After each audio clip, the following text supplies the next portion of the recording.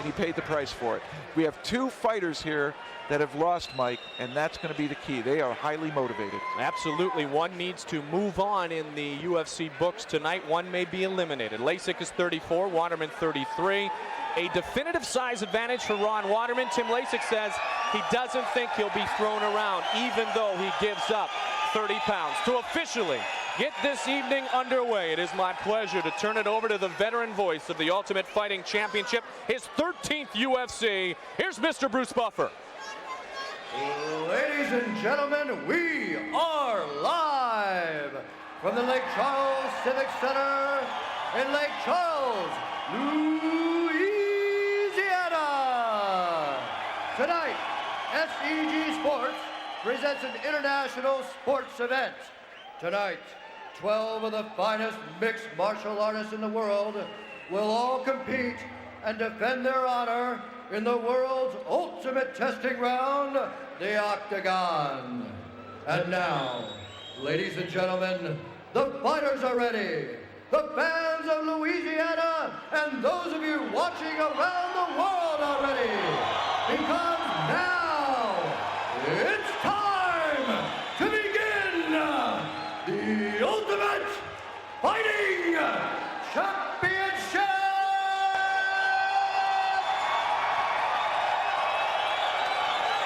Tonight's event is sanctioned by the Louisiana Boxing and Wrestling Commission with Alvin Topman, Secretary. Our first event of the evening is a heavyweight bout consisting of 3 5-minute rounds, beginning with the fighter standing to my left. He is a 2-time All-American wrestler with a mixed martial arts record of 8-1. Standing 6 feet, 1 inch tall, weighing in at 228 pounds, he's fighting out of Redwood City, California. Please welcome Tim Lajcik. And his opponent, standing to my right, he is a wrestler with a mixed martial arts record of 5-0. He is a veteran of UFC 20 and UFC 21. Standing 6 feet, 2 inches tall, weighing in at 259 pounds, he's fighting out of Broomfield, Colorado. Welcome back, Ron Waterman! And our referee for the entire evening is Big John McCarthy! A constant since UFC 2. This is his 25th UFC, and I would say not quite as big. John McCarthy, who's been hitting the weights himself, and as always, make sure the safety of our fighters is his first priority. Let's get it started. Go. Are you ready? Are you ready? Let's get it on! My favorite words, let's get it on. They touch out of respect, Waterman and Lajcik. This is where the speed of Lajcik, he needs to take advantage of it. He's good on the ground, though. Lajcik showed that he can wrestle quite well. He's got a great background in wrestling, but usually in wrestling, the bigger bodies win. Lajcik thinks Waterman wants to close the gap and get chest to chest. He said if he tries to do that, he's going to eat some leather.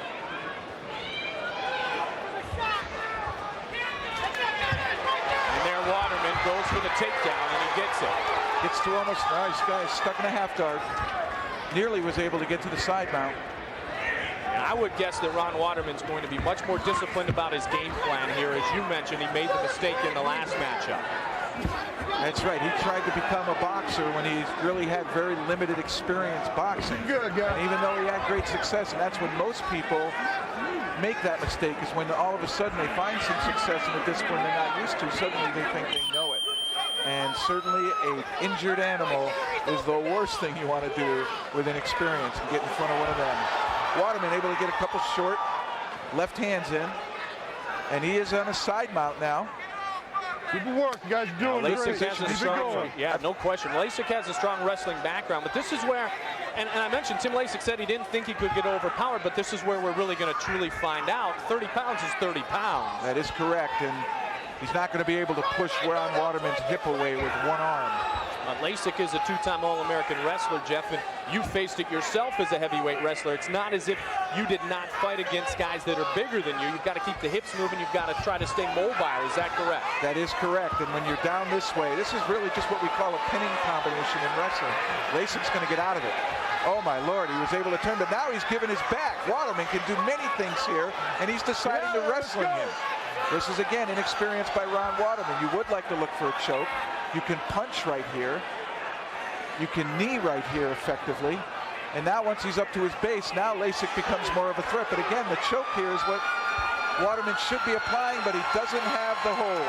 Well, Lajcik showed great strength in his upper body to keep that from being able to be launched with a choke attempt.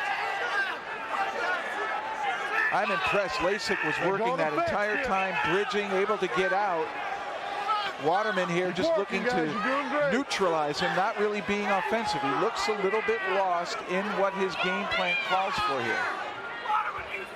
Now, Waterman said he thinks the advantage in the strength department is certainly his, but he's going to try to avoid bad situations, and he did, as you said, appear to be a bit hesitant there when Lajcik gave him his back. Now he's trying to work the knees, but he's staying in close quarters. It's not officially chest to chest here, Jeff, but he's staying close quartered, which is what he wants to try to do. That's correct. It gives no room for Lajcik to use his hand speed.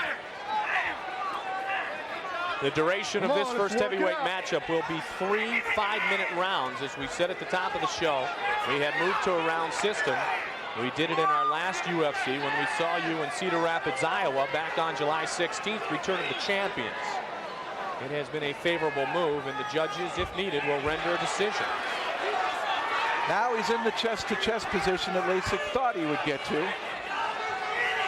Question is, what can Waterman do here? He hasn't really attempted to put Lajcik back down. He's just trying to pin him and neutralize him. He could try some nifty little sweeps with his feet to take Lajcik off his feet. He hasn't done that.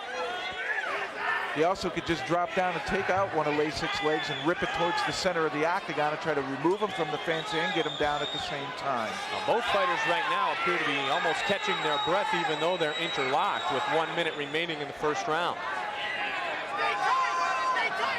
Lajcik very patient, almost in a relaxed state. He's got nothing to fear from a strike here. With his head buried, with his arms down, Waterman cannot strike him there. Best he can do is perhaps knee him in the leg. And I don't think Ron Waterman practices that either. Does Waterman lose leverage here to try to take him down up against the fence? Well, I think Waterman is spending a lot of energy doing nothing. He's just holding him against the fence, and he's slowly burning energy here. And the one thing that always saps energy quicker is frustration. If he's lost and doesn't know what to do effectively, that could cost him more energy because he wastes a lot of mental time trying to think of what to do, and physically he's just straining to hold Lajcik against the fence. Now, this is the first time we have seen Waterman go any duration. Knocked out by Andre the Chief Roberts somewhat quickly, and of course he took care of Chris Kondo in 28 seconds in his first fight. So Lajcik saying that, Waterman almost got a low shot in late, but that was certainly unintentional. And the first round comes to a close. We go to Ron Waterman's corner, where his trainer Leo Sawyer is there. What strategy does Ron Waterman try? That one didn't work.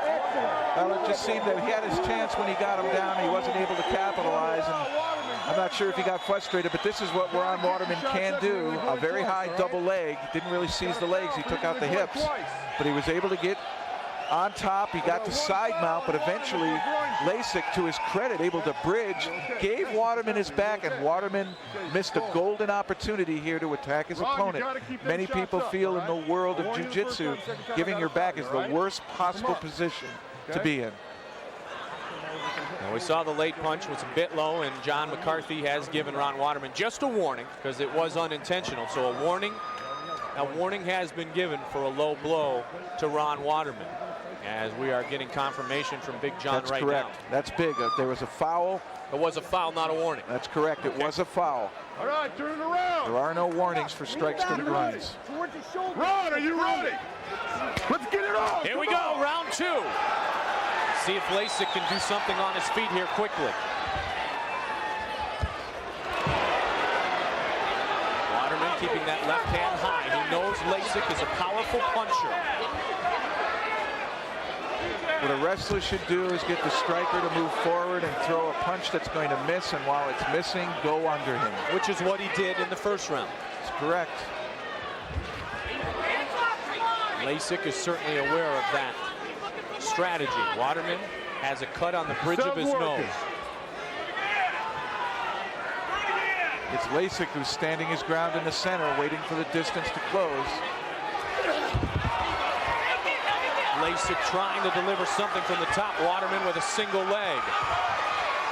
Now Lajcik trying to stay busy, spinning and spinning. Now this is, Waterman better go down.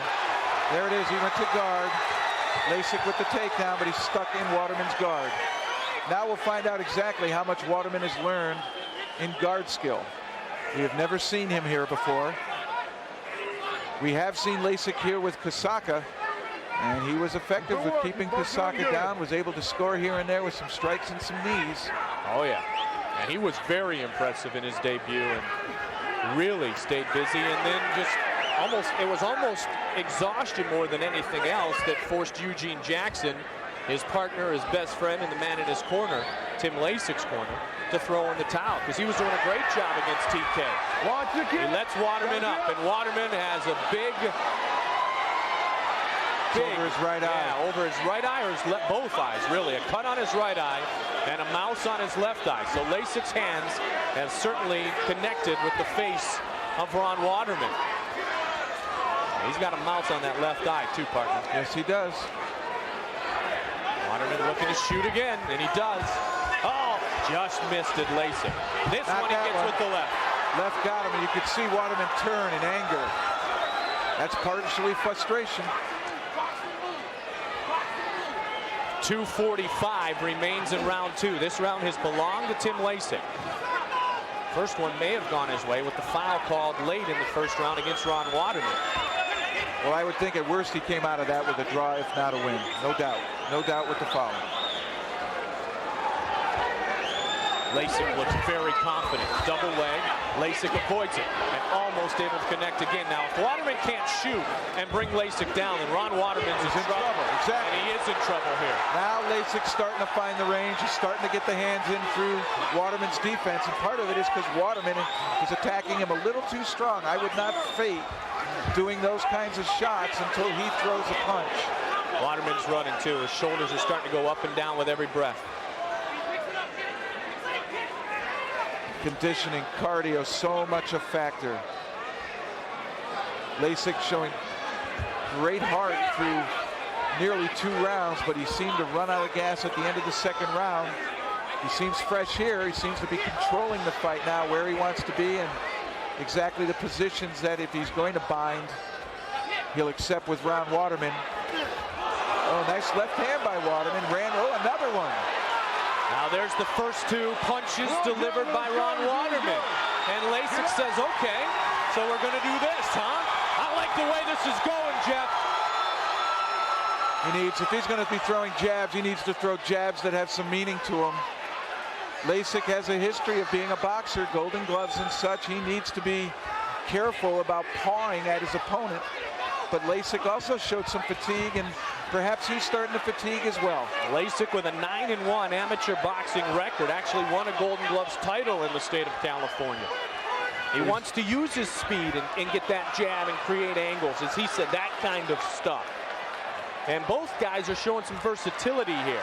Yes, they are. Waterman now using his guard to try and stop Lajcik from scoring here. Doing good, gentlemen. Lajcik seems to have slowed down as well. Perhaps both of these athletes now going into oxygen deficit. Now, you talked about the importance of this matchup for both fighters with 27 seconds left in the second round. Waterman was quoted as saying, a 1-1 fight, that was fairly questionable to everyone as far as my opponent. The next fight I come back and I lose. You can't come back and lose 2 fights. So this is, he feels, his last opportunity to prove himself worthy of continued performances inside what is the Super Bowl of mixed martial arts. And if Lajcik didn't sleep last night, you can bet part of that motivation was the very same thought. That is, I can't lose 2 in a row. Second round has come to a close, clearly dominated by Tim Lajcik.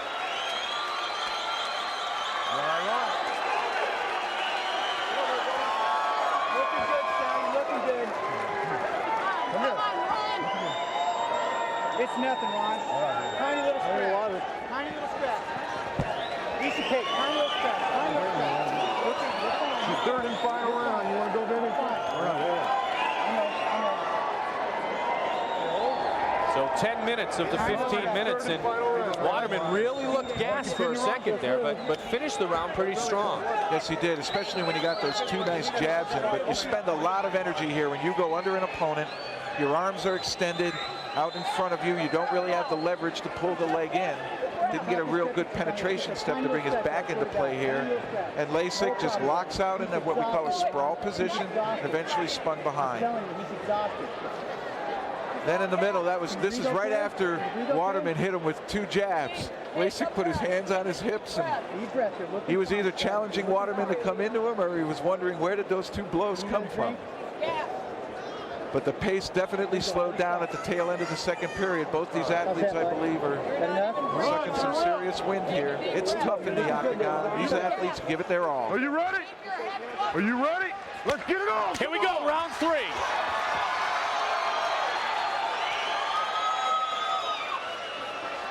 Finish it up, guys. Thing is, if Waterman can wrestle again for these 4.5 minutes, can he do anything effective? He was not able to do anything effective wrestling, if you will, in the first round. And striking so far has been won by Tim Lajcik. Yes, it has. And even though Waterman caught a couple of good strikes there with jabs to Lajcik's face, it just seems as though Waterman has not been able to get near Lajcik's hips Come on, again. you gotta get after it, And that's guys. something that does happen with a heavyweight and a lightweight. Heavyweights shoot on lightweights all the time in practice, and it's real hard to get in deep because they are quicker. They can throw their hips back, sprawl much quicker than a heavyweight can. Yeah, there Waterman going for an ankle. And he's leaving himself susceptible, but he gets his man down. Big takedown for Ron Waterman. This is a very close fight. Now we'll get to see what Waterman will do from within Lajcik's guard. And certainly now, cardio is going to come into play. Whoever's got the gas now is certainly going to be in a position to do more scoring and perhaps win this fight. And there is always the definitive advantage, even when you are forced to articulate yourself in the guard when you're in your own corner. And Lajcik is in his own corner right in front of his best friend, partner, and UFC 21 victor, Eugene Jackson. Nice job by Lajcik trying to stretch Waterman out, interlocking his legs with Waterman's, keeping Waterman from really getting high on him where he can bring blows down to his head. This is where the experience of Lajcik with his guard play really comes in and helps him. Waterman, despite what we would think would be a position he wants, ground and pound. He has that opportunity now. He's yet to throw one strike. He's got time. About 3 minutes left right now. Close fight so far. We have to remember the foul was assessed to Ron Waterman. And that may have hurt him in the first round because there wasn't anything delivered that would have given the first round to Lajcik, but there wasn't much of an advantage for Waterman nonetheless, and then losing the point obviously hurt him. Second round belonged to Lajcik, and now with 2:38 left, you're right. Waterman needs to get busy for points, if not for the opportunity to try to end it with a submission or a TKO. I'm not sure we're going to see a submission from Ron Waterman. He had a golden opportunity when Lajcik gave him his back and he didn't use it. What would help Waterman here is if he could just rotate his backside a little bit more towards the center, and that would force Lajcik directly into the fence. Then he can't run, then he has an opportunity to go ahead and hit him. There he went ahead and hit with the left hand. Now a forearm. 2 minutes, 5 seconds remains in the third and final round of this, our first fight of the night in the heavyweight division between Ron Waterman of Greeley, Colorado, and Tim Lajcik of Redwood City, California. Inside the arms, stay inside the arms. Super guard position by Lajcik. He's really forcing Waterman to get very high on him and forward, and it's hard to throw a punch without telegraphing it, which means he's got the opportunity to defend it. Waterman could pass a guard, get this half guard or side mount, which he did early in the fight, but didn't throw any blows there. If he could get there now, I think he could be a lot more effective, but he has to get busy. He's got to get busy. Relax and breathe right now. Relax and breathe. You're all right. that don't mean nothing. That's Waterman now trying to get a piece of Lajcik. He just got to get an arm free so he can put a little force behind the jab. Still trying to work it with 1 minute and 5 seconds remaining here in round number 3. That's it. Keep doing it. Go inside the arm. Waterman doing a nice job. This is exactly what he wants to do. If he can't pass the guard, jam him into the fence so that he doesn't have anywhere to go. He's predictable, then he's a stationary target, and if you can get your arm free, you got a shot at landing a strike. If you're Ron Waterman, do you try to do anything, for lack of a better term, quickly, anything big here, or do you just ride it out for 35 seconds? I really feel that in terms of the skill level of Ron Waterman, this is his best position at this moment.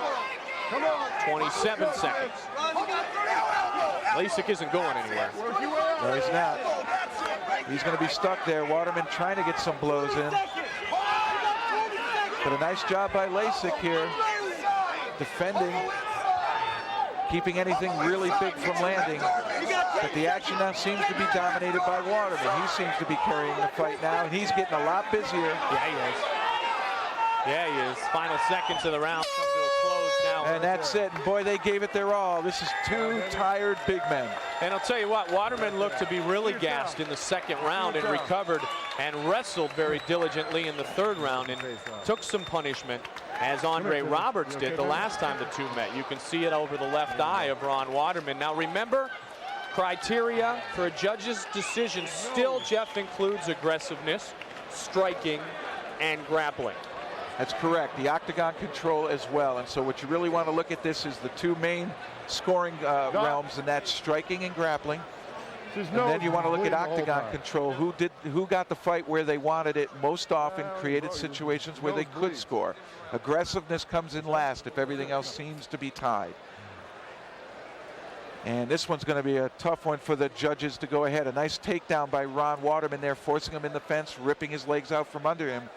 And then at the end, he was able to get him directly into the fence, almost perpendicular to the fence wall, so that Lajcik had nowhere to move, and that allows him then the opportunity to go ahead and throw strikes at a stationary target. But that foul, more than anything, Mike, could have cost Ron Waterman this fight. Good job, Ron. Or perhaps winning this fight. It may end up a draw. We don't know. Absolutely. Now, Waterman did a nice job in recovering from a second round dominated by Tim Lajcik. And Lajcik showed his ability to both wrestle and box, but you know, he really wasn't able to do a whole lot when Waterman was able to get chest to chest because of giving away those 30 pounds. And those 30 pounds are definitely pure muscle. Well, I think what he thought was he was just going to try to pummel in and not shoot on him, and because he said Greco-Roman wrestler, which gives the image of I'm going to come in, haul you into my upper body and stay close. And I'm sure Lajcik thought he'd be able to throw good hands there, but it never came to that. Ron stuck with shooting on him, trying to get him down to the ground. Now the judges have rendered a decision on our first heavyweight fight of the evening, and for the official word for heavyweight fight number 1, here's Bruce Buffer. Ladies and gentlemen, due to the foul that was assessed Mr. Ron Waterman in the first round, the judges have called this fight a draw. We have a draw. Let's have a hand for both very game opponents. I basically called it there. I felt that that foul was definitely going to come into play, and I didn't think Waterman did enough to lose the fight, but he certainly, with that foul, lost any chance of winning it.